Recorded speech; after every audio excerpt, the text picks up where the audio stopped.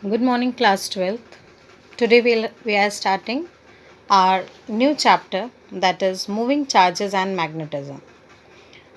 Very important chapter, and basically this chapter deals with all the other chapters. Some of the things which are familiar you had learned in your lesson 1 and 2, which will going to help you to understand this chapter. The first thing is about your concept of magnetic field. If there is a charge and if you feel some field around it, that is called as electric field. But when due to moving of a charge, the magnetic field is surrounded around it, that means if there is a current flowing through a conductor, because the current carrying charges, so in that conductor, the surface around that conductor or a wire, like if you take a wire is flowing with some charges, that is your I is a current, but these currents carry charges. So when the charges are traveling, then there is a particular field around that wire. So that field around a wire due to the flow of current and the charges is called as magnetic field. If a charge Q with a uniform velocity V enters from a magnetic field vector B, stands for magnetic field, then a force is applied called as Lorentz force. That means it's a product of charge into velocity into magnetic field, that is equals to force. If velocity and magnetic field are perpendicular, then for F is equals to QVB, where if you take Q is equals to 1 and V is equals to 1, that means the force is equals to magnetic field. Unit of magnetic field is F is equals to QB, that means F upon Q into V is your B. Force is find it out in Newton, charge in Coulomb, and velocity in meter per second.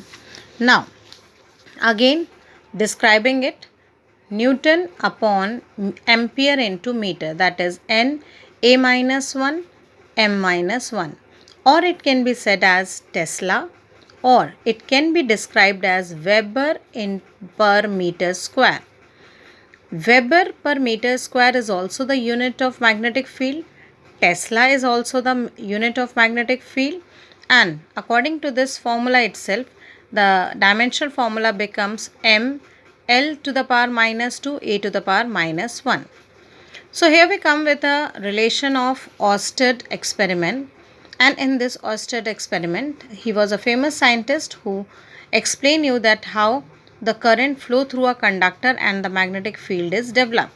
Suppose we are taking a wire carrying charges.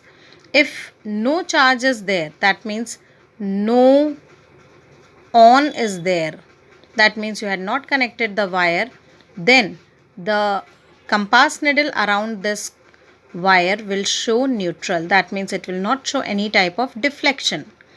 But if you give positive charge and negative charge from one of the side, the north pole will attract towards the negative side and south will be down. If you change the position of the current, that means negative and positive, then it will be inverse. South will be attracted and north will be deflected. The Oersted had explained that due to a current carrying wire, there is a particular magnetic field get developed around that wire. And due to this, we had a special law, which is the basic law of this lesson, that is your Biot-Savart's law. In a current carrying conductor, if you take a current flowing in a certain wire and it experiences a force till a point P, then we take that a small portion of that wire and the perpendicular distance with an angle of theta. That means change in magnetic field dB is directly proportional to current. dB is directly proportional to dl.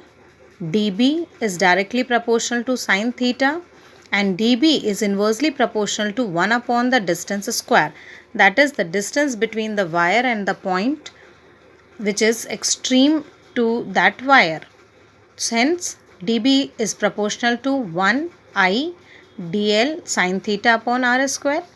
dB is equals to k, because you are changing the proportionalities value, k I dl sine theta upon r square, where k is a constant and that constant has a required value of mu naught upon 4 pi.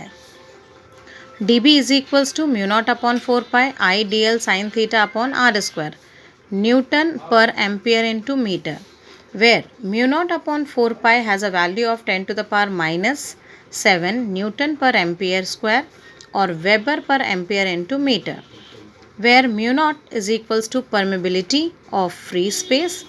In this you had two conditions.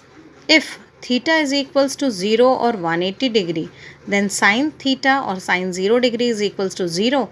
Hence the magnetic field will also be 0. If theta is equals to 90 degree, then dB is equals to maximum, because sine 90 is equals to 1.